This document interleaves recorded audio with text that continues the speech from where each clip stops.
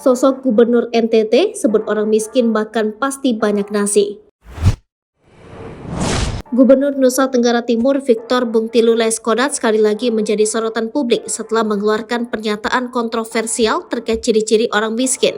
Pernyataan ini disampaikan dalam peringatan hari ulang tahun kedua Badan Pangan Nasional yang dihadiri oleh Kepala Bappenas Arief Prasetyo Adi di halaman kantor Gubernur NTT pada Sabtu 12 Agustus 2023. Victor Leskodat dalam pidatonya mengulas tentang pola makan masyarakat dan memberikan pandangan mengenai perbedaan antara manusia kaya dan miskin berdasarkan pola makan mereka.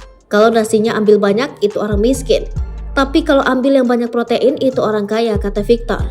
Pernyataan ini pun memancing tawa dari peserta yang hadir. Gubernur NTT ini juga menyoroti pentingnya konsumsi protein dan mengurangi karbohidrat, dengan alasan bahwa karbohidrat dapat menyebabkan berbagai masalah kesehatan seperti kantuk dan fluktuasi gula darah. Ia berpendapat bahwa mengonsumsi protein dalam jumlah banyak akan lebih menguntungkan bagi kesehatan dan ekonomi masyarakat. Victor Leskodat juga mendorong agar Badan Pangan Nasional mengampanyekan konsumsi pangan berprotein tinggi termasuk sumber protein yang sebelumnya dianggap sepele seperti ikan teri.